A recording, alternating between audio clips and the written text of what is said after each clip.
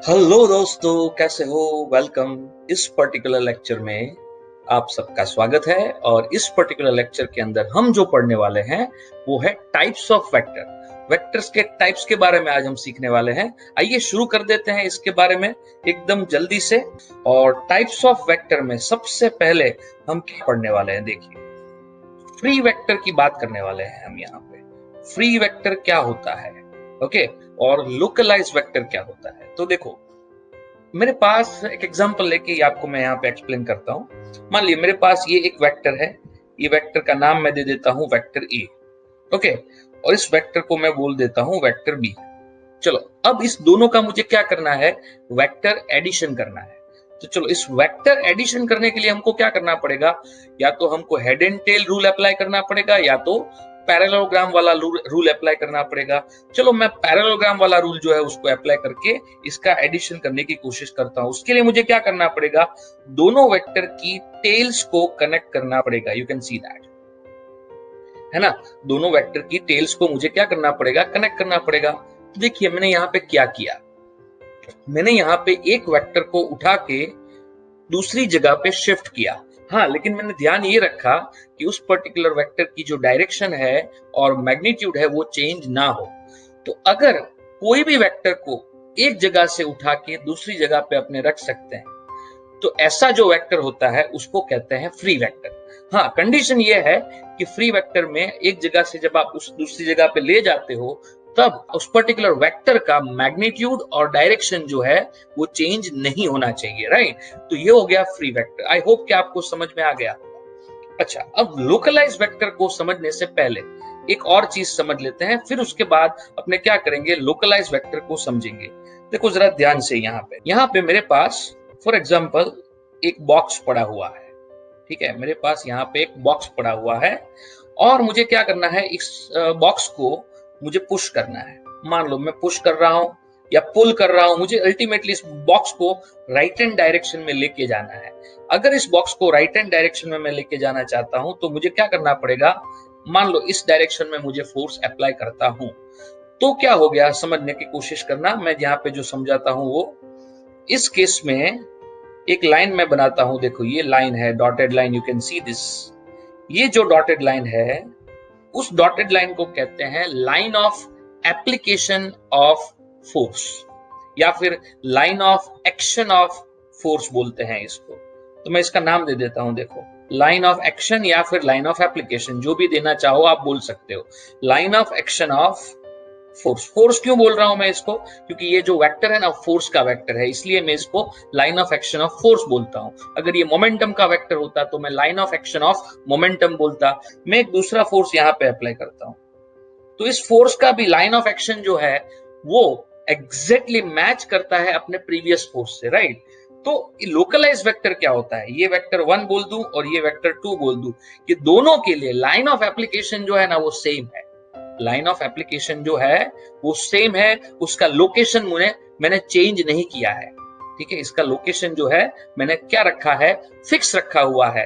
तो ऐसा कोई भी वेक्टर जिसके लिए लाइन ऑफ एप्लीकेशन या लाइन ऑफ एक्शन क्या हो, फिक्स्ड हो, आप उसको चेंज नहीं कर सकते, ऐसे वेक्टर को लोकलाइज वेक्टर कहते हैं। इसका एक एग्जांपल, बहुत सिंपल सा एग्जांपल है, जैसे ग्रेविटेशनल एक्सेलरेशन। तो ग्रेविटेशनल एक्सेलरेशन के लिए डायरेक्शन क्या होती है? नीचे की तरफ होती है जी। अब आप हमेशा क्या करते हो, ग्रेविटेशनल एक्सेलरेशन को आपको क्या करना पड़ेगा, नीचे की तरफ ही आपको उसको दिखाना पड़ेगा। समझ लो, आप उसको और कहीं नहीं दिखा सकते। मतलब इसकी लाइन ऑफ एप्लीकेशन जो होगी वो हमेशा क्या आएगी, वर्टिकल आएगी। इसलिए ये क्या हो जाएगा, लोकलाइज वेक्टर हो जाएगा। चलिए आगे चलते हैं इस पर्टिकुलर चीज में। अब सबसे इंपॉर्टेंट चीज इस पर्टिकुलर चैप्टर की ये जो है मुझे पढ़नी है, ये है यूनिट वेक्टर्स। अब यूनिट वेक्टर मतलब एक वेक्टर होता है जिसका मैग्नीट्यूड होता है 1 यूनिट। ऐसे वेक्टर को यूनिट वेक्टर कहते हैं। अब इस वेक्टर का इंपॉर्टेंस क्या है? तो देखो, यहाँ पे इंपॉर्टेंस समझने के लिए जरा ध्यान दो। मेरे पास मान लो एक वेक्टर है, ये एक वेक्टर है। अब इसका ये वेक्टर मान लो कितना भी बड़ा हो, लेकिन इसका एक छोटा सा यूनिट वेक्टर मुझे यहाँ पे मिलता है। ये एक छोटा सा यूनिट वेक्टर है जिसका मैग्नीट्यूड क्या है, जिसका मैग्नीट्यूड है 1 यूनिट। समझो, ये छोटा सा यूनिट वेक्टर है जिसका मैग्नीट्यूड है 1 यूनिट। अगर ये वेक्टर ए है मैं यूनिट वेक्टर को डिफाइन कर सकता हूं ऐसे सिंबल से, ईटा कैप लिख सकते हैं, यू कैप लिख सकते हैं, आर कैप लिख सकते हैं। मतलब आपको क्या करना पड़ेगा, ऊपर कैप बनाना पड़ेगा। तो ये eta cap is the unit vector of vector A. तो आप जरा ध्यान से देखिए, वेक्टर का डायरेक्शन और यूनिट वेक्टर का डायरेक्शन क्या है, सेम है कि नहीं। तो हमेशा यूनिट वेक्टर और वेक्टर ये दोनों का डायरेक्शन क्या होता है, सेम होता है। इसकी वजह से मैं ऐसा बोल सकता हूं कि यूनिट वेक्टर जो होता है वो डायरेक्शन को इंडिकेट करने के लिए काम आता है। ठीक है, unit vector is used to indicate the direction of a vector. कभी कभी सिचुएशन ऐसी आती है कि वेक्टर की डायरेक्शन के बारे में हमको पता नहीं होता, लेकिन उसकी यूनिट वेक्टर की डायरेक्शन के बारे में हमको पता होता है।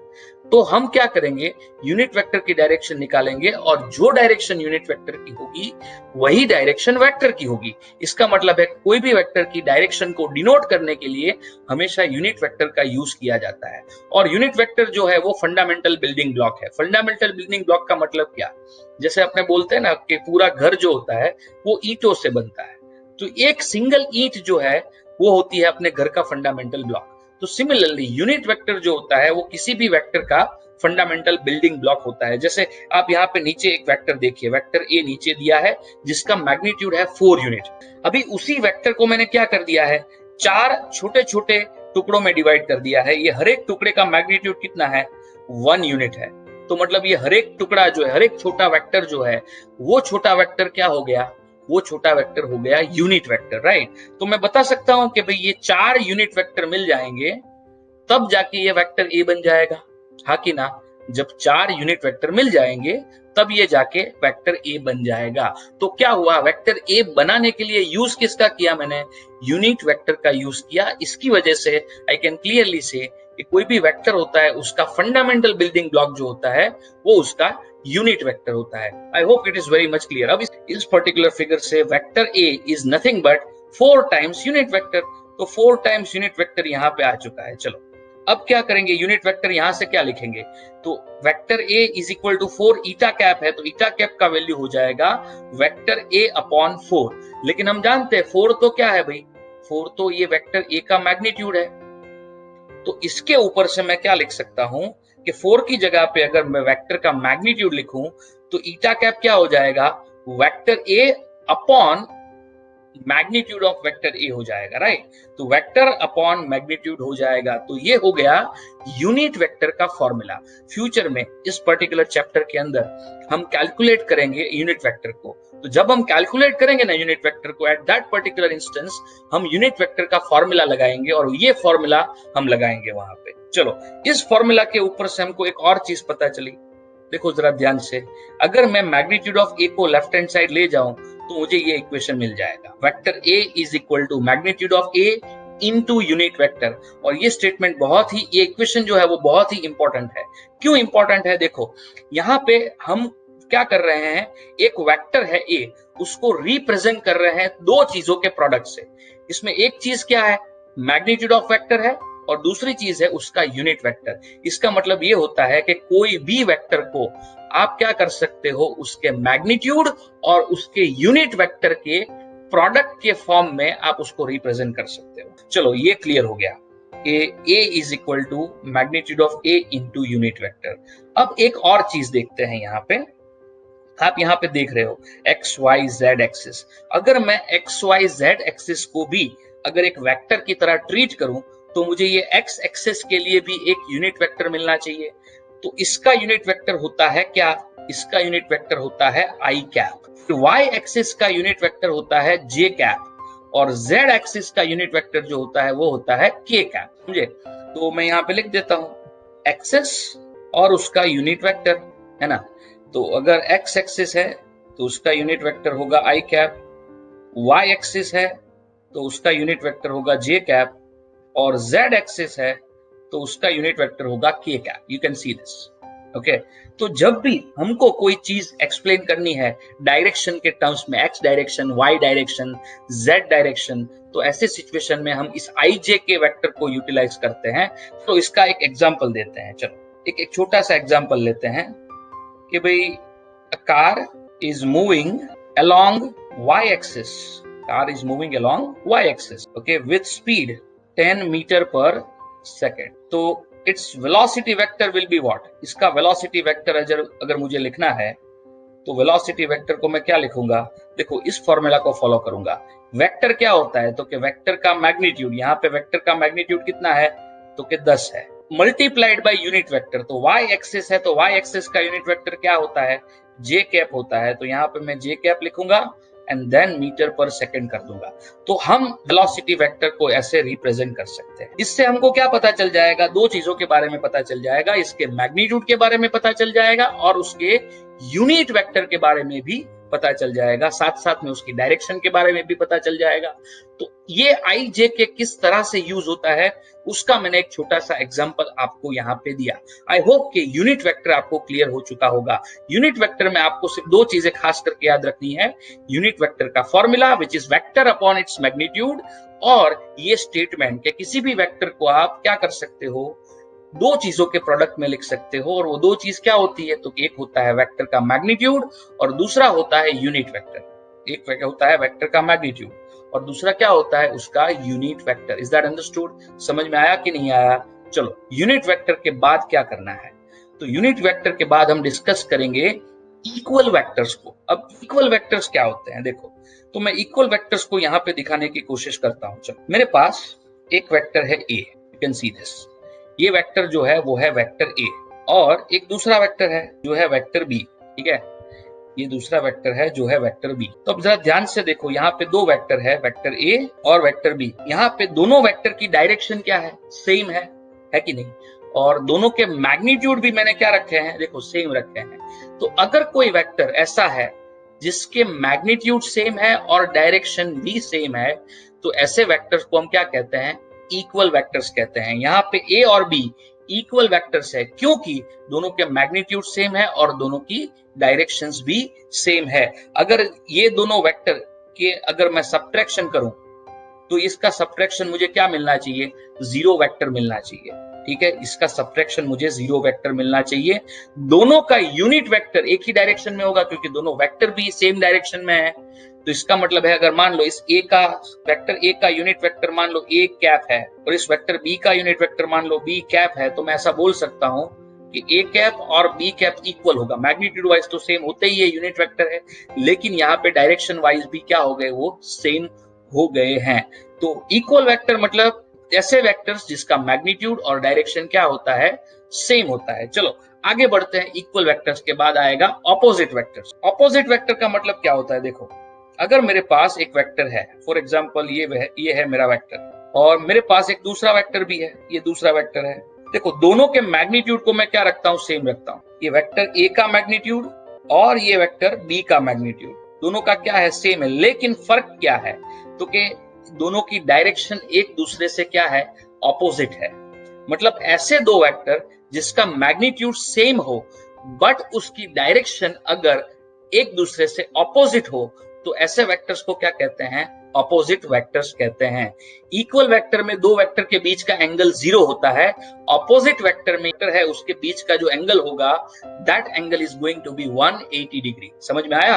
अब अगर मैं यहाँ पे ये दो वेक्टर ऑपोजिट वेक्टर है तो मैं इसको ऐसे लिख सकता हूं, vector A is equal to minus B vector. ये मैग्नीट्यूड वाइज इक्वल है इसलिए मैं बीच में इक्वल साइन लगा सकता हूं, लेकिन direction wise they are opposite, इसकी वजह से मैं यहाँ पे क्या करता हूं, माइनस साइन लगाता हूं। इन दोनों के यूनिट वेक्टर जो होंगे ना, ए का यूनिट वेक्टर ए कैप और बी का यूनिट वेक्टर बी कैप, वो भी क्या होगा, एक दूसरे से ऑपोजिट होगा।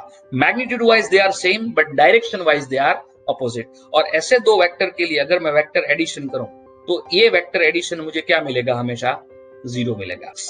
क्या बोलते हैं, सेम वेक्टर इक्वल वेक्टर्स के लिए सब्ट्रैक्शन जीरो मिलता है, तो आपको यहाँ पे ऑपोजिट वेक्टर के लिए क्या मिलेगा, addition of the vector is going to be zero. समझ में आया ये परफेक्टली, ऑपोजिट वेक्टर क्या होता है भाई। अब बात आती है पैरेलल वेक्टर और एंटी पैरेलल वेक्टर की। चलो पैरेलल और एंटी पैरेलल वेक्टर के बारे में बात करते हैं। अब देखो ध्यान से, पैरेलल वेक्टर होना मतलब क्या, दो वेक्टर के बीच का एंगल जीरो होना। अगर मेरे पास फॉर एग्जांपल ये एक वेक्टर है और ये दूसरा वेक्टर है, ठीक है, ये दो वेक्टर है मेरे पास, सपोज पहले वेक्टर को मैं ए नाम देता हूं और दूसरे वेक्टर को नाम देता हूं बी, ठीक है। तो ये दोनों पैरेलल वेक्टर है क्योंकि इन दोनों के बीच का एंगल क्या है, 0 डिग्री है, ओके। इन दोनों के बीच का एंगल जो है वो 0 डिग्री है। हालांकि मैग्नीट्यूड सेम नहीं है, तो जरूरी नहीं होता पैरेलल या एंटी पैरेलल होने के लिए मैग्नीट्यूड सेम होना जरूरी नहीं है, बट एंगल जो दोनों के बीच का होगा वो डिफाइन फिक्स होना चाहिए। बेसिकली वो एंगल जो होता है वो फिक्स होना चाहिए। देखो यहाँ पे ए और बी के बीच में जो एंगल है दैट एंगल इज 0। अगर एंटी पैरेलल वेक्टर होते तो क्या होता? तो देखो वेक्टर ए ये है और वेक्टर बी मान लो ये है, तो ये दो वेक्टर क्या है, एक दूसरे के एंटी पैरेलल वेक्टर हो गए। अगर ए की डायरेक्शन इस तरफ है और बी की जो डायरेक्शन है वो इस तरफ है। समझ में आया कि नहीं आया? ए और बी दोनों की डायरेक्शन अगर एक दूसरे से ऑपोजिट है तो ऐसी सिचुएशन में दोनों के बीच का जो एंगल होगा वो क्या होगा? 180 डिग्री होगा। तो ये वेक्टर्स जो है वो हम बोलेंगे कि ये पैरेलल वेक्टर्स है और ये वेक्टर्स जो है वो एंटी पैरेलल वेक्टर्स है। समझ में आया भाई एंटी पैरेलल और पैरेलल वेक्टर क्या होता है? एकदम अच्छी तरह से कुछ भी क्वेरी हो तो डेफिनेटली मुझे ऑलवेज आप पूछ सकते हो। हाँ चलो, अब यहाँ पे ए और बी मुझे मिल चुका है और उसमें पैरेलल और एंटी पैरेलल भी हमने देख लिया। अब देखो मान लो कि इसका मैग्नीट्यूड 2 है और इसका मैग्नीट्यूड है 6, ठीक है? तो मैं यहाँ पे क्या कह सकता हूं कि बी का मैग्नीट्यूड जो है वो ए के मैग्नीट्यूड से कितना है भाई? 3 गुना है कि नहीं? बी का मैग्नीट्यूड ए के मैग्नीट्यूड से 3 टाइम्स है। B is equal to 3a है यहाँ पे, ठीक है? ए का और बी का मैग्नीट्यूड कुछ इस तरह से है। देखो B is equal to 3a तो हो चुका है। चलो अब क्या? तो बी वेक्टर जो है वो क्या होगा? 3a वेक्टर हम लिख सकते हैं डेफिनेटली, क्योंकि डायरेक्शन तो दोनों की सेम है। तो b is equal to 3a लिख सकते हैं। चलो यहाँ पे मैं देखता हूं, यहाँ पे इसका मैग्नीट्यूड मान लो b का मैग्नीट्यूड 2 है और a का मैग्नीट्यूड क्या है? 4 है। तो मैग्नीट्यूड वाइज मैं क्या लिख सकता हूं कि a का मैग्नीट्यूड b के मैग्नीट्यूड से डबल है।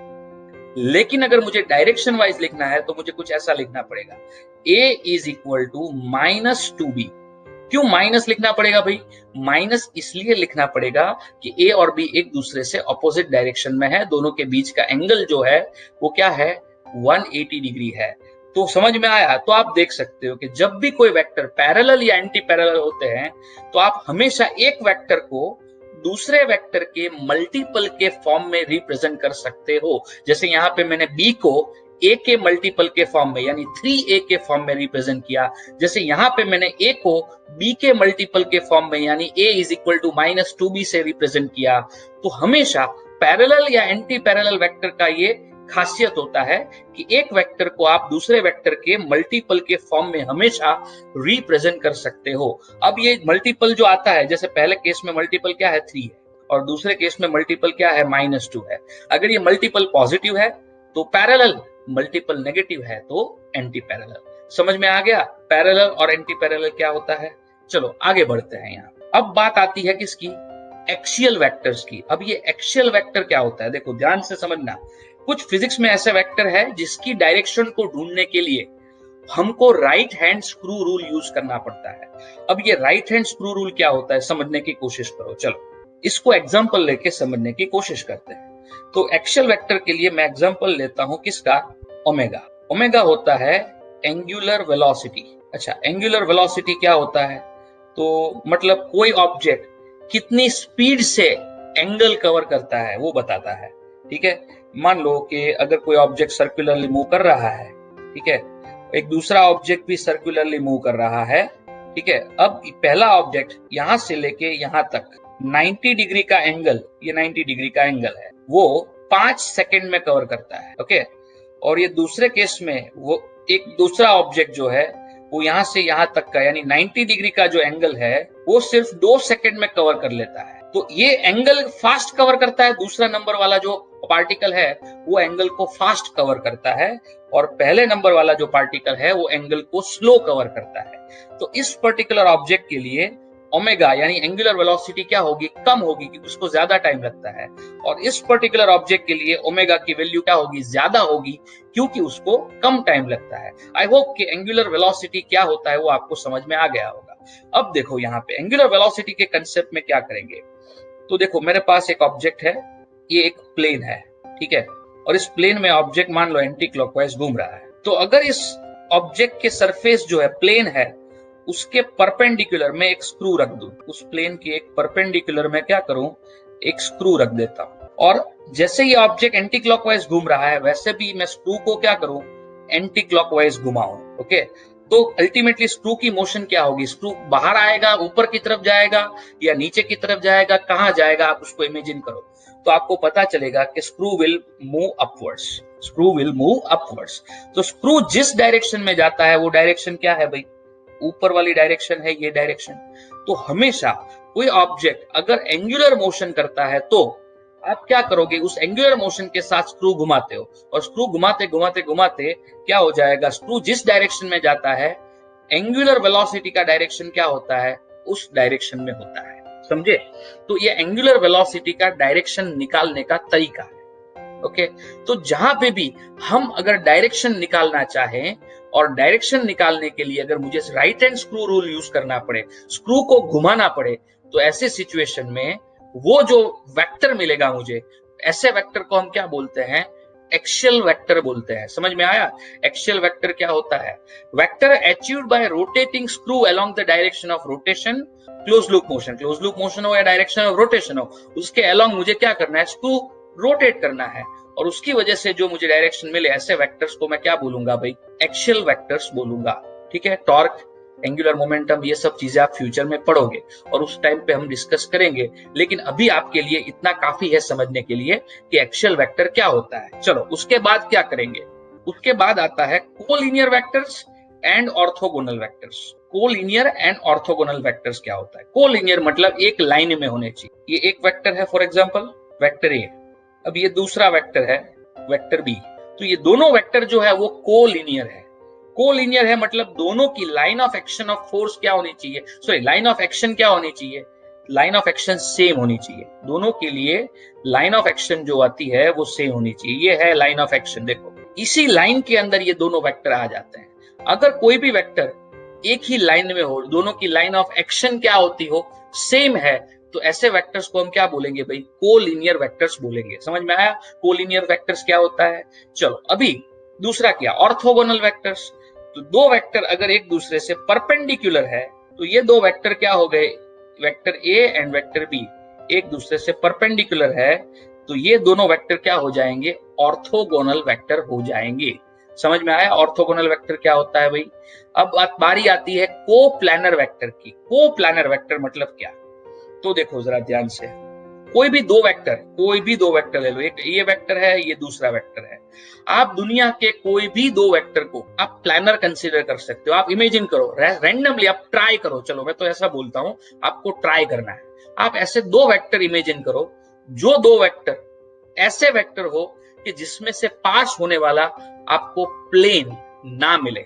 समझ में आ रहा है मैं बोल रहा हूं, पास होने वाला प्लेन ना मिले, इसका मतलब ये है कि दुनिया के कोई भी दो वेक्टर ले लो, वो एक प्लेन में तो होंगे ही होंगे, लेकिन जब तीसरा वेक्टर आप लोगे तब जाके आपको पता चलेगा कि वो वेक्टर तीसरा जो है वो उसी प्लेन में है या नहीं है। सेम प्लेन में होना मतलब को प्लानर होना, सेम प्लेन में ना होना मतलब को प्लानर ना होना। अगर ए बी और सी तीनों तीन वेक्टर है मेरे पास, तो देखो मैं यहाँ पे तीनों तीन वेक्टर बना रहा हूं, you can see that A B और सी, यहाँ पे तीन वेक्टर है। तो ये तीनों तीन वेक्टर जो है बेसिकली क्या है, को प्लानर वेक्टर है, बिकॉज ये तीनों तीन मेरे ये स्क्रीन के क्या है, प्लेन में है। ठीक है, अगर कोई वेक्टर मेरे स्क्रीन से बाहर आता तीसरा वेक्टर, या मैं कोई वेक्टर मेरी स्क्रीन के अंदर जाता, तो ऐसे सिचुएशन में वो वेक्टर क्या होता, नॉन को प्लानर हो जाता है। ठीक है, तो एक प्लेन में है तो को प्लानर, एक प्लेन में नहीं है तो को प्लानर नहीं है। दो वेक्टर होते हैं वो हमेशा को प्लानर होते हैं, तीन या तीन से ज्यादा वेक्टर होते हैं तभी जाके हमको चेक करना होता है कि वो को प्लानर है कि नहीं है। समझ में आ गया परफेक्टली? चलो को प्लानर के बाद क्या करना है, उसके बाद हमको मैथमेटिक्स सीखना पड़ेगा इसके आगे पढ़ने के लिए। तो देखो यहाँ पे मैं डिस्कशन करने वाला हूं Cartesian and polar coordinate system की। तो देखो यहाँ पे आपके सामने एक मैंने फिगर ड्रॉ करके रखा हुआ है। आप इस फिगर में देख सकते हो कि एक पॉइंट है P जिसके कोऑर्डिनेट्स है x एंड y। इसका मतलब ये है कि ये जो वर्टिकल लाइन है वो है y और ये जो हॉरिजॉन्टल लाइन है वो है x। मतलब अगर मैं इसको यहाँ पे O दूं, यहाँ पे M बोलूं और यहाँ पे N बोलूं, तो हम बोल सकते हैं OM जो है वो x है और ON जो है वो है y।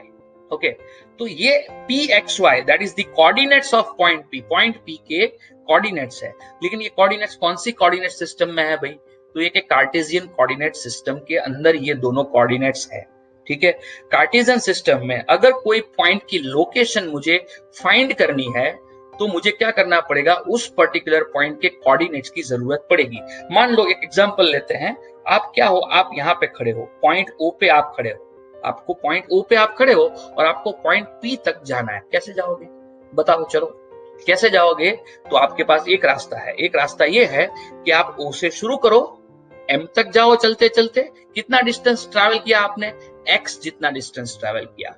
फिर आप एम से लेके पी तक जाओ चलते चलते, और कितना डिस्टेंस ट्रैवल करोगे? वाई जितना डिस्टेंस ट्रैवल करोगे। मतलब आपको कोई पहले से बोल देगा कि भाई आप इस डायरेक्शन में एक्स जितना जाओ, फिर 90 डिग्री टर्न हो जाना, और टर्न हो जाने के बाद वाई डिस्टेंस जितना ट्रैवल करो तो आपको क्या मिल जाएगा? पॉइंट पी मिल जाएगा। एक तो पॉइंट पी को लोकेट करने का एक ये तरीका है। ठीक है, अब पॉइंट पी को लोकेट करने का दूसरा तरीका भी है जिसको कहते हैं पोलर कोऑर्डिनेट सिस्टम। अब ये पोलर कोऑर्डिनेट सिस्टम में दूसरा तरीका क्या है उसको समझते हैं। चलिए, आप फिर से ओ पे खड़े हो और आपको पहुंचना है पी पे। आपका जो फेस है, आपका फेस कहां पे है भाई? तो क्या आपका फेस एक्स एक्सिस के अलोंग है। अब आपको कोई इंस्ट्रक्शन देता है कि भाई आप एक काम करो, anti clockwise theta degree turn हो जाओ। तो क्या करोगे आप? Anti clockwise theta degree turn हो जाओगे तो आपका जो फेस है वो इस डायरेक्शन में आ जाएगा।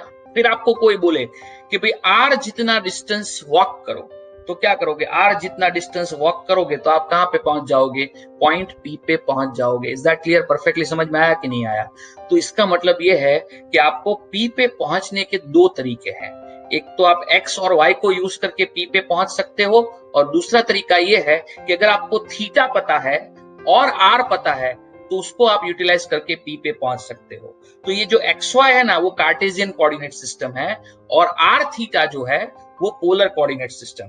तो ये जो एक्स कॉमा वाई है उसको मैं बोलूंगा कार्टेशियन कोऑर्डिनेट्स। ठीक है, और अगर यहाँ पे आर थीटा है, देखो आर और थीटा अगर मुझे पता है तो भी मैं उस पॉइंट तक पहुंच जाऊंगा, तो मैं उसको क्या बोलूंगा भाई? पोलर कोऑर्डिनेट्स बोलूंगा। तो हमको सीखना क्या है यहाँ पे कि अगर मुझे कार्टेशियन कोऑर्डिनेट्स दिए गए हैं तो उससे पोलर कोऑर्डिनेट्स कैसे निकाले जाएं, और अगर पोलर कोऑर्डिनेट्स मुझे दिए हैं तो उसके ऊपर से मैं कार्टेशियन कोऑर्डिनेट्स कैसे फाइंड कर सकता हूं। तो सबसे पहले अपने करते हैं क्या, तो कि कार्टेशियन से पोलर, पहला काम ये करते हैं। चलो, कार्टेशियन दिया है मुझे, उससे मुझे क्या फाइंड करना है? पोलर कोऑर्डिनेट यानी आर थीटा को मुझे क्या करना है? कैलकुलेट करना है, right? From figure Pythagoras apply करो। चलो, पाइथागोरस अप्लाई करके पता क्या चलेगा कि R square is equal to X square plus Y square, है कि नहीं? तो इसका मतलब ये है कि अगर मुझे यहां से आर की वैल्यू अगर फाइंड करनी है तो आर की वैल्यू कैसे फाइंड कर सकते हैं बताओ? तो X square plus Y square raise to half करने से आपको क्या मिल जाएगा? आर का वैल्यू मिल जाएगा। ये एक वैल्यू तो मुझे मिल गई आर की। एक्स और वाई पता है तो आर पता चल जाएगा। ऑल्सो इस फिगर से ही टेन थीटा निकालो। चलो, टेन थीटा क्या मिलेगा? तो कि वाई अपॉन एक्स मिलेगा। तो यहां से अगर मैं थीटा निकालना चाहूं तो theta will be what? Tan inverse Y by X हो जाएगा कि नहीं हो जाएगा? तो अगेन मेरे पास y और x की वैल्यू है तो मुझे r और थीटा की वैल्यू यहाँ पे मिल जाएगी। ठीक है, तो ये हो गया कार्टेशियन से पोलर का कन्वर्जन। अब दूसरा कन्वर्जन करते हैं। चलो, दूसरा कन्वर्जन क्या है? तो कि दूसरा कन्वर्जन है पोलर से कार्टेशियन का कन्वर्जन। पोलर यानी r थीटा है, उससे आप कार्टेशियन का कन्वर्जन करते हो। चलो, कार्टेशियन कोऑर्डिनेट्स होते हैं x y, तो पोलर से कार्टेशियन का कन्वर्जन कैसे होगा? तो उसके लिए देखते हैं। चलो, फ्रॉम फिगर अगेन क्या करते हैं? इस फिगर से बताओ cos थीटा क्या होगा?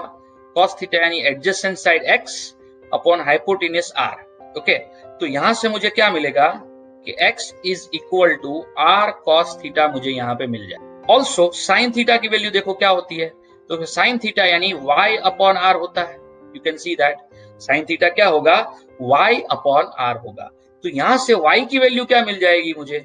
तो कि r साइन थीटा मिल जाएगी। You can see that.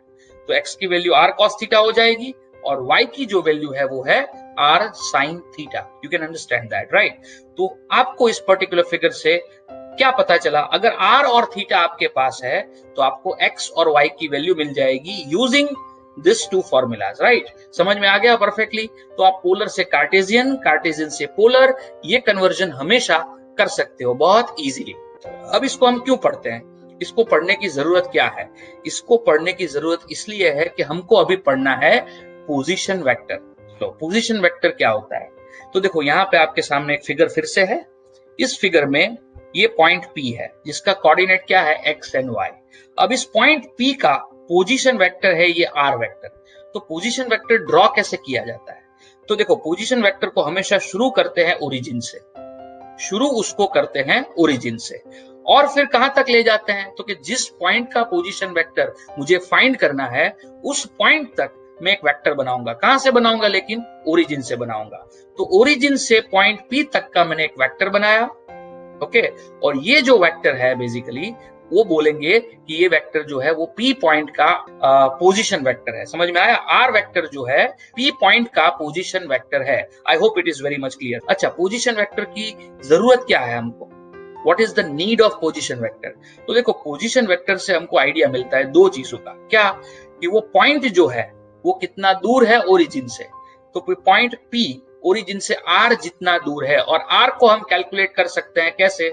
तो कि under root x square plus Y square से। आप जानते हो पाइथागोरस लगा के आप इसको कैलकुलेट कर सकते हो, ठीक है। मतलब क्या हुआ कि ये पोजीशन वेक्टर R जो है उसका जो मैग्नीट्यूड निकालोगे ना, तो वो मैग्नीट्यूड क्या दे देगा आपको? तो वो मैग्नीट्यूड पॉइंट P की लोकेशन देगा ओरिजिन के रिस्पेक्ट में। ओरिजिन से वो पॉइंट P कितना दूर है वो आपको बता देगा। लेकिन साथ साथ में ये वेक्टर का एंगल निकालो। चलो, ये वेक्टर एक्स एक्सिस के साथ कितना एंगल बनाता है? तो अभी हमने देखा कि वो एंगल कितना होता है, 10 इनवर्स y अपॉन x जितना एंगल होता है। तो समझ लो ये एंगल पता चल गया तो आपको पता भी चल जाएगा कि एग्जैक्टली P कहां पे लोकेटेड है। मतलब P की डायरेक्शन पता चल जाएगी। सिर्फ R की वैल्यू जानने से आपको P का लोकेशन नहीं मिलेगा, क्योंकि ओरिजिन से R जितने डिस्टेंस पे तो बहुत सारे पॉइंट मिलेंगे, आपको पूरा एक सर्कल मिलेगा। अगर 3D में है तो आपको एक पूरा स्फीयर मिलेगा। लेकिन हमको क्या चाहिए? एक स्पेसिफिक पॉइंट चाहिए। तो उसके लिए मुझे क्या करना पड़ेगा? डायरेक्शन फाइंड करनी पड़ेगी, और डायरेक्शन और कुछ नहीं होता, एंगल होता है, राइट? तो आपको R और थीटा से आपको क्या मिल जाएगा? पॉइंट P का लोकेशन मिल जाएगा। R क्या है? तो कि मैग्नीट्यूड ऑफ पोजीशन वेक्टर है। थीटा क्या है? तो कि डायरेक्शन ऑफ पोजीशन वेक्टर है। मतलब ये हुआ कि पोजीशन वेक्टर हमको इंफॉर्मेशन देता है किसके बारे में? पॉइंट P के लोकेशन के बारे में, उसकी पोजीशन के बारे में। इसलिए हम उसको क्या कहते हैं? पोजीशन वेक्टर कहते हैं। तो चलिए, पोजीशन वेक्टर के अंदर इतना हमने समझ लिया। पोजीशन वेक्टर के बाद क्या करना है? पोजीशन वेक्टर के बाद हमको यहाँ पे इस पर्टिकुलर वेक्टर को एल्जेब्रिक फॉर्म में रिप्रेजेंट करने का काम करना है। आइए मैं समझाता हूं उसको कैसे किया जाए। चलिए, अब देखिए यहाँ पे हमने क्या किया अभी थोड़ी देर पहले। अगर आप ध्यान से देखा होगा आप सबने, तो आपको पता होगा कि हमने एक पोजीशन वेक्टर ड्रॉ किया था, ठीक है। किसका पोजीशन वेक्टर था भाई? तो कि पोजीशन वेक्टर था पॉइंट P का। तो चलो मैं यहाँ पे फिर से वो कोऑर्डिनेट सिस्टम डिजाइन करता हूँ। ये कोऑर्डिनेट सिस्टम है, एक्स एक्सिस है और वाई एक्सिस है, you can see that, okay. और ये बेसिकली जो है ओरिजिन है, यहाँ पे पॉइंट है, वो पॉइंट है P x, y, okay. Point है P x, y। अब ये जो है पोजीशन वेक्टर है, किसका पोजीशन वेक्टर है भाई? तो कि पॉइंट P x y का जो है पोजीशन वेक्टर, वो पोजीशन वेक्टर बेसिकली है R। तो चलो अभी यहाँ पे आप जानते हो, ये अगर मैं परपेंडिकुलर लाइन यहाँ पे बनाऊं तो ये है OM, इसकी वैल्यू है x। चलो अब ये परपेंडिकुलर लाइन y एक्सिस पे अगर बनाते हैं तो यहाँ पे आपको मिलेगा ON, इसकी वैल्यू है y। आप सब समझ सकते हो ये, राइट? तो चलो मैं इसको ऐसे बता सकता हूं कि ये जो पॉइंट है P, उसके कोऑर्डिनेट्स है x। तो मतलब यहाँ पे अगर हम लॉ ऑफ पैरेललोग्राम को यूज करें तो आपको पता चलेगा यहाँ पे कि कैन वी से दैट कि हियर ये OM वेक्टर जो है प्लस ON वेक्टर जो है, ये दो वेक्टर मिलके क्या बन जाएगा? R वेक्टर बन जाएगा। मेथड ऑफ पैरेललोग्राम जो है उसको यूज करके अपने बता सकते हैं, राइट? ये OM वेक्टर का पैरेलल ये लाइन हुआ, डॉटेड लाइन। फिर ये ON वेक्टर अगर मैं कंसीडर करूं, इसका पैरेलल क्या हुआ? ये डॉटेड लाइन हुआ। P पॉइंट पे आपको इंटरसेक्शन मिलेगा, और ये R वेक्टर जो हो जाएगा वो रिजल्टेंट वेक्टर हो जाएगा। तो अब देखिए OM वेक्टर क्या है? OM vector is nothing but what? XI, x उसका मैग्नीट्यूड है और वो x डायरेक्शन में है, इसलिए मैंने क्या लिखा, आई कैप लिखा है, which is indicating the unit vector of x direction. फिर ओ एन वेक्टर जो है उसको मैं लिख सकता हूं वाई जे। तो देखिए ये पोजीशन वेक्टर को हम कैसे लिख सकते हैं, so therefore position vector of point P x y is represented as, okay, ये पोजीशन वेक्टर को कैसे रिप्रेजेंट किया जाएगा, तो कि vector R is equal to x i plus y j से रिप्रेजेंट किया जाएगा। इसको आप एक्स कोमा वाई भी लिख सकते हो। तो देखो यहाँ पे मैग्नीट्यूड ऑफ आर मिल जाएगा मुझे, किस तरह से मिल जाएगा मैग्नीट्यूड ऑफ आर भाई, तो कि under root x square plus Y square, हम ऐसा लिख सकते हैं हियर। क्यों ऐसा लिखा, तो क्या आप पाइथागोरस को यहाँ पे अप्लाई करो, you will come to know x square plus Y square क्या हो जाता है, ये मोड आर का स्क्वायर हो जाएगा, तो मोड आर का वैल्यू हो जाएगा under root x square plus Y square. मतलब अगर आपके पास कोई वेक्टर है, जैसे x कोमा y वेक्टर है या फिर xi प्लस yj फॉर्म में आपको वेक्टर दिया गया है, और उस वेक्टर के लिए अगर आपको मैग्नीट्यूड निकालना है, तो ये मैग्नीट्यूड निकालने का तरीका है, x कंपोनेंट का स्क्वायर करो, फिर y कंपोनेंट का स्क्वायर करो, उन दोनों को ऐड करके स्क्वायर रूट निकाल दो। This is the way you should do. और उसके बाद ये जो थीटा है वो क्या देता है, ये वेक्टर जो है उसका डायरेक्शन देता है, and direction of this particular vector वो भी हमने यहाँ पे निकाल दिया है। Direction of vector is along angle theta, which is basically what, tan inverse y by x with respect to क्या, x axis। अपने केस में ये with respect to x axis है, इसलिए हमने ऐसा लिखा हुआ है, you can understand that। तो ये हो गया मैग्नीट्यूड का फॉर्मूला और ये हो गया डायरेक्शन का फॉर्मूला, ठीक है। तो मैग्नीट्यूड और डायरेक्शन आपको यहां से मिल जाएगा। मतलब अगर कोई पोजीशन वेक्टर आपके पास है उसको रिप्रेजेंट कैसे करेंगे, तो कि xi प्लस yj से रिप्रेजेंट करेंगे अगर वो पोजीशन वेक्टर है पॉइंट पी एक्स वाई का, तो ठीक है, पॉइंट है पी एक्स वाई, उसका पोजीशन वेक्टर होगा xi प्लस yj, 2D की बात कर रहा हूं, ठीक है। तो उसका मैग्नीट्यूड कैसे निकालते हैं, उसका डायरेक्शन कैसे निकालते हैं, एग्जैक्टली समझ में आ गया। चलो आगे बढ़ते हैं। यहाँ पे अब क्या करना है, हमको यहाँ पे 4 अलग अलग पॉइंट्स दिए हैं और सारे पॉइंट्स के लिए क्या करना है, मुझे पहले पोजीशन वेक्टर लिखना है, पोजीशन वेक्टर लिखने के बाद उसका मैग्नीट्यूड निकालना है और मैग्नीट्यूड निकालने के बाद उसकी डायरेक्शन निकालनी है। इतना काम मुझे यहाँ पे करना है। तो चलो ये काम कैसे करते हैं देखते हैं। चलो सबसे पहला क्वेश्चन जो हमारे पास है वो है ए, उसमें हमारा पॉइंट है कौन सा भाई, 1,√3। तो मैं पहले क्या करता हूं, यहाँ पे कोऑर्डिनेट सिस्टम सेटअप करता हूं। x की वैल्यू 1 है और y की वैल्यू √3 है, y की वैल्यू √3 है और x की वैल्यू है 1, यू कैन सी दैट। तो ये हो गया पॉइंट P 1,√3। तो इस पर्टिकुलर पॉइंट के लिए अगर मैं पोजीशन वेक्टर बनाऊं तो ये पोजीशन वेक्टर कुछ ऐसा मिलेगा मुझे, ओके। तो ये पोजीशन वेक्टर मुझे कुछ ऐसा मिलेगा, देख लो यहाँ पे। तो ये हो गया पोजीशन वेक्टर, किसका पोजीशन वेक्टर हुआ भाई, तो कि 1,√3 का। ये एंगल है थीटा जो उसकी डायरेक्शन दिखाएगा।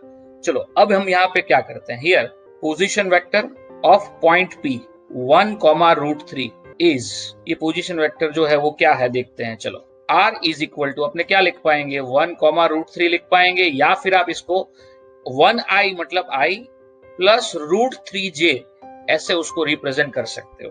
चलो अब इसका क्या करना है, मुझे मैग्नीट्यूड निकालना है। तो कैसे निकालेंगे, now magnitude of position vector r, जिसको अपने डिनोट करेंगे ऐसे, ओके। अंडर रूट क्या आएगा, x square plus Y square, x square यानी 1 स्क्वायर, वाई स्क्वायर का मतलब है √3 का स्क्वायर। तो 1 स्क्वायर 1, √3 स्क्वायर 9 हो जाएगा, उसका रूट निकाल दो तो यहाँ पे मिलेगा 10 यूनिट, ओके। मुझे यहाँ पे इसका मैग्नीट्यूड मिल जाएगा और वो होगा √10 यूनिट, ओके। ये हो गया magnitude of the position vector. Now देखो फिगर से ही पता चलेगा कि tan थीटा क्या होगा, tan थीटा होता है y अपॉन x, ठीक है। हमेशा याद रखो tan थीटा का फॉर्मूला आएगा y अपॉन x, y मतलब y component of the vector और यहाँ पे x मतलब ये x coordinate of the vector.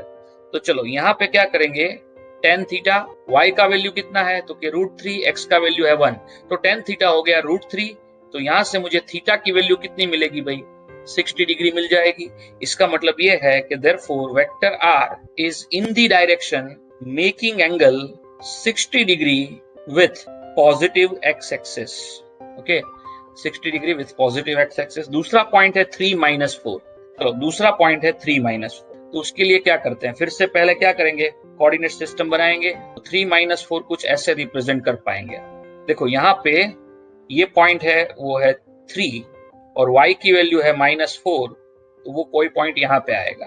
तो ये पॉइंट हो जाएगा P 3 कॉमा -4। ओके चलो अब क्या करेंगे यहाँ पे, तो हम पोजीशन वेक्टर बनाते हैं। तो ये हो गया इसका पोजीशन वेक्टर। ओके ये जो है उसका पोजीशन वेक्टर हो गया। उस पोजीशन को वेक्टर को क्या बोलेंगे, आर बोलेंगे। ये एंगल है थीटा।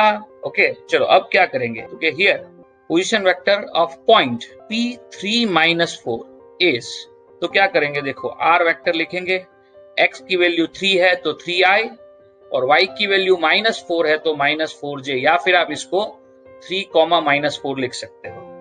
देयरफॉर मैग्नीट्यूड निकालना है तो कैसे करेंगे भाई, मैग्नीट्यूड ऑफ वेक्टर आर, तो वो मैग्नीट्यूड होगा कुछ ऐसा, अंडर रूट पहले x वैल्यू का स्क्वायर, फिर करेंगे y वैल्यू का स्क्वायर, तो इसका वैल्यू मिलेगा मुझे 5 unit. Okay and now for direction tan theta का फॉर्मूला है हमारे पास। tan थीटा कितना होगा, y/x होगा, और tan थीटा y/x होगा, तो y का वैल्यू कितना है भाई, -4, x का वैल्यू है 3, सो tan थीटा हो जाएगा -4/3। सो थीटा की वैल्यू मिल जाएगी आपको tan इनवर्स -4/3।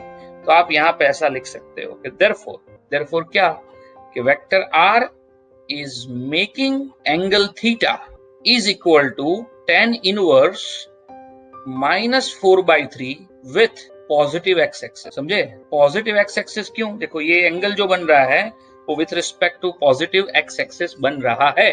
तो चलो अब तीसरा पॉइंट कौन सा है, तीसरा पॉइंट है देखिए 1 1 है, तीसरा पॉइंट है 1 1। तो नाउ ऑप्शन सी, अभी 1 1 पॉइंट है, तो उसके लिए फिर क्या करेंगे, कोऑर्डिनेट सिस्टम बनाएंगे। अब कोऑर्डिनेट सिस्टम में 1 1 कहां पे आएगा, तो कि देखिए यहाँ पे मान लो 1 है, तो यहाँ पे भी क्या आएगा, 1 आएगा, और ये दोनों इस पर्टिकुलर पॉइंट पे क्या करेंगे, मर्ज हो जाएंगे। चलो अभी क्या होगा, यहाँ पे ये जो है वो होगा पोजीशन वेक्टर, ये पॉइंट है P1, 1। ओके ये एंगल हो जाएगा थीटा। चलो अब क्या करेंगे, तो हम बोल सकते हैं here position vector of point P। Okay here position vector of point P, क्या होगा इसका पोजीशन वेक्टर, चलो तो position vector of point P उसको डिनोट कर सकते हैं किससे, 1 1 है ना, तो 1i मतलब i प्लस 1j तो j, इसको आप 1, 1 भी लिख सकते हो। नाउ इसका मैग्नीट्यूड क्या होगा, now magnitude of position vector, तो मैग्नीट्यूड ऑफ पोजीशन वेक्टर जो है वो हो जाएगा अंडर रूट x वैल्यू का स्क्वायर y वैल्यूज का स्क्वायर, तो इसका मतलब ये हो जाएगा √2 यूनिट। नाउ डायरेक्शन के लिए क्या करेंगे, नाउ फॉर डायरेक्शन ओके मुझे क्या मिलेगा, थीटा सॉरी tan थीटा करना पड़ेगा मुझे फॉर डायरेक्शन। tan थीटा कितना होगा, y/x, ये हमारा फॉर्मूला है, उसके हिसाब से यहाँ पे देखो y और x दोनों की वैल्यू 1 है, तो tan थीटा 1 मिलेगा, तो थीटा क्या मिलेगा, 45 डिग्री मिल जाएगा। तो हम यहाँ पे लिख सकते हैं therefore vector r is in the direction making angle 45 degree with respect to, कौन सी एक्सिस है भाई, पॉजिटिव एक्स एक्सिस। ठीक है, तो ये हो गया इसका तीसरा आंसर। चलो अभी चौथा पॉइंट कौन सा है, -2, 1, ये चौथा पॉइंट है। तो चौथे पॉइंट के लिए अपने क्या करते हैं, पोजीशन वेक्टर फाइंड करते हैं। तो पहले उसके लिए क्या करेंगे, हम कोऑर्डिनेट सिस्टम डिफाइन करेंगे। -2 है, 1 है, ठीक है। तो देखो y की वैल्यू पॉजिटिव, x की वैल्यू नेगेटिव, तो कोऑर्डिनेट सिस्टम कुछ ऐसे डिफाइन करेंगे। ओके तो चलो y की वैल्यू है कितनी, -2, 1, तो x की वैल्यू है माइनस और y की वैल्यू है प्लस, तो x की वैल्यू -2 यहाँ पे आएगी और y की वैल्यू है प्लस, तो वो यहाँ पे आएगी। तो बस इसके ऊपर से आप क्या कर सकते हो, जरा देखो ये दो पॉइंट को जोड़ो, तो ये पर्टिकुलर पॉइंट पे कौन सा पॉइंट मिलेगा, P-2, 1, और इस पर्टिकुलर पॉइंट का पोजीशन वेक्टर आपको यहाँ से ऐसे मिलेगा, यू कैन सी। और ये पोजीशन वेक्टर जो भी मिला उसको अपने क्या बोलते हैं, R बोलते हैं, और ये पोजीशन वेक्टर एंगल जो थीटा बनाता है वो थीटा ये है। चलो अब क्या करेंगे, here position vector of point -2, 1, ठीक है, -2, 1 पॉइंट का पोजीशन वेक्टर क्या होगा, r इज इक्वल टू, क्या लिखेंगे, x कंपोनेंट i और y component j, -2i plus j, या फिर आप -2, 1 इसको लिख सकते हो। देयरफॉर मैग्नीट्यूड क्या होगा अभी, तो magnitude of position vector vector r, उसका मैग्नीट्यूड कैसे करेंगे भाई, तो अंडर रूट करो, x कंपोनेंट का स्क्वायर करो, फिर y कंपोनेंट का स्क्वायर करो, तो आपको यहाँ पे मिल जाएगा √5 यूनिट, ये उसका मैग्नीट्यूड हो जाएगा। नाउ फॉर डायरेक्शन, ठीक है, डायरेक्शन के लिए क्या करेंगे, tan थीटा क्या कितना होता है भाई, y/x होता है, y का वैल्यू कितना है 1, x का वैल्यू है -2, तो इसका मतलब है कि tan थीटा -½ हो जाएगा, और यहाँ से थीटा की जो वैल्यू मिलेगी that is going to be tan inverse minus half. तो आप बोल सकते हो, क्या बोल सकते हो, therefore vector r is in the direction making angle theta is equal to tan inverse minus 1/2 with respect to क्या, negative x axis, okay, with respect to negative x axis. So this is what we have. चलो समझ में आया। कोई भी point दिया है, उस पॉइंट का पोजीशन वेक्टर कैसे लिखा जाता है, उसका मैग्नीट्यूड कैसे कैलकुलेट किया जाता है और उसकी डायरेक्शन कैसे कैलकुलेट की जाती है, अगर उसके बारे में आपको जानना है तो ये 4 प्रॉब्लम आपको हेल्प करेंगे। चलिए इसके बाद क्या करना है, इसके बाद हमको पढ़ना है डिस्प्लेसमेंट वेक्टर के बारे में। आप सब जानते हो डिस्प्लेसमेंट क्या होता है। तो डिस्प्लेसमेंट होता है दो पॉइंट के बीच का शॉर्टेस्ट डिस्टेंस। ठीक है, मान लीजिए यहाँ पे आपके सामने एक फिगर है, यहाँ पे फिगर में एक पॉइंट है ए और दूसरा पॉइंट है बी। अगर मान लीजिए कोई ऑब्जेक्ट ए से बी तक ट्रैवल कर रहा है, मान लो इस पाथ पे, ये जो रेड पाथ है उस पर्टिकुलर पाथ पे ए से बी तक कोई ऑब्जेक्ट ट्रैवल कर रहा है, तो ये जो पाथ है ना वो शॉर्टेस्ट पाथ नहीं है, रेड पाथ अपना शॉर्टेस्ट पाथ नहीं है। तो इसकी जो लेंथ होगी इस पाथ की, उस लेंथ को अपने क्या बोलते हैं भाई, तो उस लेंथ को अपने बोलते हैं डिस्टेंस। ओके, लेकिन ए से बी तक जो शॉर्टेस्ट पाथ होता है उसको कहा जाता है डिस्प्लेसमेंट। समझ में आया डिस्प्लेसमेंट क्या होता है। तो यहां पे अपने केस में अगर मैं बात करूं तो इस केस में डिस्प्लेसमेंट जो है वो डिनोट किया गया है ए बी वेक्टर से। अच्छा, ये ए बी वेक्टर में ए और बी के पोजीशन क्या है, तो देखो ये r1 जो है यहाँ पे, तो ये है position vector of A, position vector of A है, और ये r2 जो है वो basically position vector of B है। ए और बी दोनों के पोजीशन वेक्टर है r1 और r2। अब क्या करना है, मुझे पोजीशन वेक्टर तो दिए गए हैं लेकिन उसके ऊपर से मुझे डिस्प्लेसमेंट वेक्टर चाहिए। और आप जानते हो डिस्प्लेसमेंट वेक्टर कौन सा होता है भाई, वेक्टर ए बी, क्योंकि ए से बी तक शॉर्टेस्ट पाथ होता है ऑब्जेक्ट को ट्रैवल करने के लिए। तो शॉर्टेस्ट डिस्टेंस जो होता है that is basically a displacement. तो डिस्प्लेसमेंट कैसे ढूंढा जाए, ए से बी तक का डिस्प्लेसमेंट, तो उसको ढूंढने के लिए अपने क्या बोलेंगे, तो कि position of B minus position of A, B की पोजीशन माइनस ए की पोजीशन, उसको कहते हैं डिस्प्लेसमेंट वेक्टर। तो चलो पोजीशन ऑफ बी क्या है, तो कि बी की पोजीशन हम डिनोट करते हैं r2 से और ए की पोजीशन हम डिनोट करते हैं r1 से। और ये डिफरेंस दिख रहा है ना r2 माइनस r1, इसलिए इसको मेजॉरिटी ऑफ द टाइम लिखा जाता है डेल्टा r। तो ये डेल्टा r जो है वो हुआ अपना डिस्प्लेसमेंट वेक्टर। समझ में आया डिस्प्लेसमेंट वेक्टर कैसे मिला मुझे।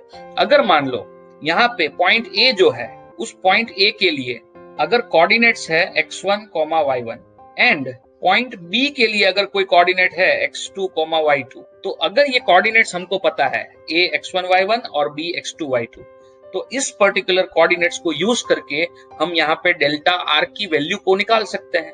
कैसे निकाल सकते हैं, देखिए यहाँ पे मैंने नीचे निकाल के रखा हुआ है। ए बी वेक्टर क्या हो जाएगा, डेल्टा आर, तो कि बी की पोजीशन माइनस ए की पोजीशन, तो बी की पोजीशन क्या है x2, y2, ए की पोजीशन क्या है तो कि x1, y1, तो x2 minus x1 will be x coordinate और y2 minus y1 will be y coordinate. इसको आप ऐसे भी लिख सकते हो कि x2 minus x1 i plus y2 minus y1 j। समझ में आया। तो ये हो जाएगा आपका डिस्प्लेसमेंट वेक्टर। डिस्प्लेसमेंट वेक्टर वो शॉर्टेस्ट डिस्टेंस दिखाता है और उसको कैसे अचीव किया जाता है, final position minus initial position. हम यहाँ पे ए से बी तक जा रहे थे तो बी हमारी फाइनल पोजीशन होगी, ए हमारी इनिशियल पोजीशन होगी, इसलिए मैंने यहाँ पे डिस्प्लेसमेंट वेक्टर के लिए position of B minus position of A करके मैंने यहाँ पे डिस्प्लेसमेंट वेक्टर निकाला। I hope it is very much clear to you people, right. चलो आगे बढ़ते हैं। अभी देखो पोलर वेक्टर्स, वेक्टर के टाइप्स का ये लास्ट टाइप है पोलर वेक्टर्स। पोलर वेक्टर क्या होता है, तो एक ऐसा वेक्टर जिसका स्टार्टिंग पॉइंट है ना फिक्स होता है। स्टार्टिंग पॉइंट अगर किसी वेक्टर का फिक्स है तो ऐसे वेक्टर को हम क्या कहते हैं भाई, पोलर वेक्टर कहते हैं। देखो यहाँ पे ये पॉइंट पी एक्स वाई का पोजीशन वेक्टर आर है और हम जानते हैं कि पोजीशन वेक्टर हमेशा ओरिजिन से ही ड्रॉ किया जाता है। इसकी वजह से मैं ऐसा बोल सकता हूं कि ये पोजीशन वेक्टर का स्टार्टिंग पॉइंट फिक्स है, तो ये क्या हो गया, डिस्प्ले ये अपना पोजीशन वेक्टर जो है वो पोलर वेक्टर्स हो गया। समझ में आया। अब चलो अगर ए से बी तक ये डिस्प्लेसमेंट वेक्टर है, डिस्प्लेसमेंट वेक्टर मतलब final position r2 minus initial position r1, तो ये r2 माइनस r1 वेक्टर जिसको अपने ए बी वेक्टर भी बोल सकते हैं, तो ये ए बी वेक्टर भी क्या है, पोलर वेक्टर है। क्यों पोलर वेक्टर है भाई बताओ, क्योंकि ए से बी तक का जो डिस्प्लेसमेंट होता है वो ए से ही शुरू होता है और बी पे खत्म हो जाता है। वेक्टर का स्टार्टिंग पॉइंट कहां पे होना चाहिए? ए पे ही होना चाहिए, कहीं और नहीं होना चाहिए। इसलिए ये जो डिस्प्लेसमेंट वेक्टर है वो भी क्या है? पोलर वेक्टर है। आई होप कि आपको समझ में आ गया होगा पोलर वेक्टर का मतलब क्या होता है, right? So you can just have a look on that particular thing. तो ये पोलर वेक्टर के साथ जितने भी टाइप्स थे डिस्प्लेसमेंट के, सॉरी वेक्टर्स के टाइप्स जो थे, वो सारे वेक्टर्स के टाइप हमने यहाँ पे खत्म कर। चलिए कुछ और एक दो प्रॉब्लम करते हैं और फिर इस लेक्चर को खत्म करते हैं। सबसे पहले derive displacement formula indicating the displacement between 2 points x1 y1 and x2 y। तो मेरे पास दो पॉइंट है हियर। एक पॉइंट है ए जिसका कोऑर्डिनेट है x1 y1 एंड दूसरा पॉइंट है बी जिसका कोऑर्डिनेट है x2 y2। मुझे क्या करना है? इन दोनों के बीच का डिस्प्लेसमेंट कैलकुलेट करना है। तो डिस्प्लेसमेंट कैलकुलेट कैसे करेंगे? तो for object travelling from A to B, इसका डिस्प्लेसमेंट वेक्टर जो होगा ए बी वेक्टर, वो क्या होगा? तो के पोजीशन ऑफ बी, ये final position, minus initial position यानी पोजीशन ऑफ ए। तो हम ऐसा लिख सकते हैं vector A B is equal to क्या होगा? x2 y2 minus x1 y1 हो जाएगा ये, और इसके ऊपर से मुझे ए बी वेक्टर क्या मिलेगा? You can say x2 minus x1 comma y2 minus y1। समझे कि नहीं समझे? ए बी वेक्टर मुझे मिला x2 minus x1 and y2 minus y1। ये ए बी वेक्टर यहाँ पे हो गया। चलो अभी क्या करेंगे? तो मुझे यहाँ पे डिस्प्लेसमेंट का मैग्नीट्यूड निकालना है, मतलब मुझे इस वेक्टर का मैग्नीट्यूड निकालना है।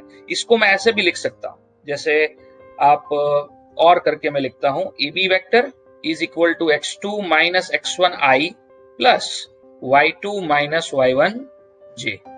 तो अब देखते हैं now magnitude of the displacement कितना होगा। ठीक है, magnitude of the displacement A B का मैग्नीट्यूड, तो हम जानते हैं क्या करना होता है? अंडर रूट करना होता है। हमने अभी बहुत सारे ऐसे प्रॉब्लम किए, अंडर रूट करना होता है, फिर एक्स वैल्यू जो होती है उसका स्क्वायर यानी x2 माइनस x1 का स्क्वायर, फिर y वैल्यू होती है उसका स्क्वायर y2 माइनस y1 का स्क्वायर। तो ये जो फॉर्मूला मुझे यहाँ पे मिला, ये फॉर्मूला क्या है भाई? It is indicating the displacement between point A and B. This indicates magnitude of displacement between A and, समझ में आ गया perfectly? This indicates the magnitude of displacement between A and B. चलो ये खत्म हो गया यहाँ पे, ठीक है। डिस्प्लेसमेंट फॉर्मूला मुझे यहाँ पे मिल चुका है। उसके बाद क्या करेंगे? उसके बाद का प्रॉब्लम देखते हैं। तो what is the displacement vector indicating distance between displacement between this two points? तो अगेन हमारे पास दो पॉइंट्स है हियर। एक पॉइंट है ए 1,2 और दूसरा पॉइंट है B -2,1 and therefore displacement vector क्या मिलेगा मुझे? A B vector. तो बेसिकली ये B position minus A position लिख सकते हो कि नहीं लिख सकते हो? तो बस B position minus A position लिखेंगे। तो बी की पोजीशन कैसे डिनोट करते हैं भाई? चलो, तो बी की पोजीशन होगी -2,1 -1 2 -2 -1 यानी -3 और 1 -2 यानी बेसिकली 1 -2 क्या हो जाएगा बताओ? -1 हो जाएगा। तो ये हो जाएगा आपका डिस्प्लेसमेंट वेक्टर। ये डिस्प्लेसमेंट वेक्टर मुझे मिल चुका है। ओके, अब मुझे क्या करना है? इसका मैग्नीट्यूड और डायरेक्शन निकालना है। तो magnitude of displacement vector, okay, magnitude of the displacement vector क्या हो जाएगा? एक्स कंपोनेंट जो है उसका स्क्वायर प्लस वाई कंपोनेंट है उसका स्क्वायर। ओके, तो एक्स वैल्यू और वाई वैल्यू का स्क्वायर करेंगे और इससे मुझे यहाँ पे वैल्यू मिल जाएगी magnitude of A B is equal to √10 unit. समझ में आया? चलो नाउ उसके डायरेक्शन के लिए क्या करेंगे? For direction of vector A B हमको क्या करना होगा? tan थीटा लेना पड़ेगा। tan थीटा क्या होता है भाई? y value upon x value. तो tan थीटा y वैल्यू यहाँ पे है -1, x वैल्यू है -3, सो ये बेसिकली 1/3 हो जाएगा और इससे मुझे थीटा की वैल्यू क्या मिलेगी?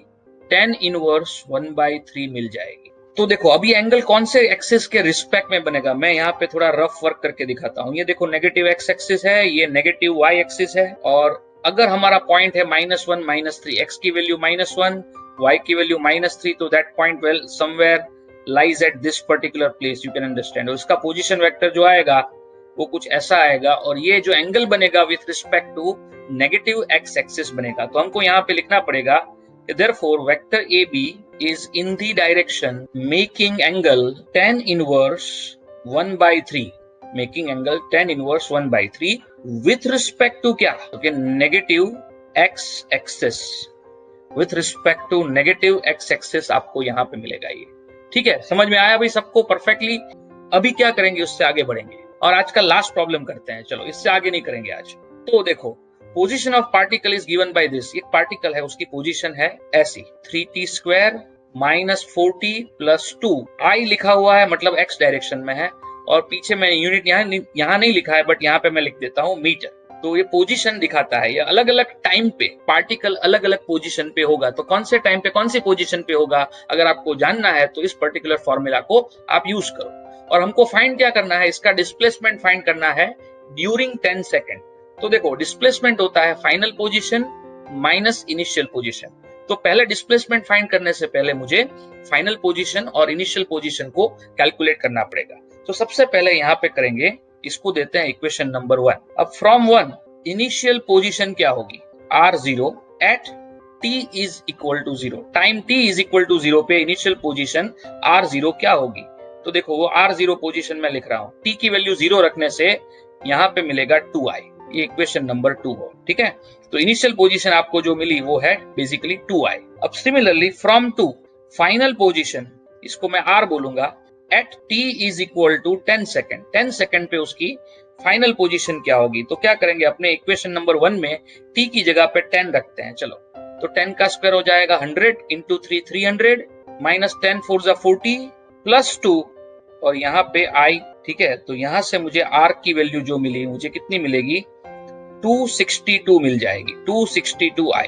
ये नंबर 3 है। नाउ डिस्प्लेसमेंट कितना होगा, तो कि डिस्प्लेसमेंट ड्यूरिंग 10 सेकेंड अगर हम बोले डेल्टा आर, तो वो डेल्टा आर होगा final position minus initial position. अब फाइनल पोजीशन कितनी है भाई, तो कि 262i, और इनिशियल पोजीशन कितनी है, तो कि 2i। तो 262 में से 2 चला जाएगा, तो 260i यहाँ पे बचेगा, और ये हो जाएगा डेल्टा आर, ये हो जाएगा इसका डिस्प्लेसमेंट।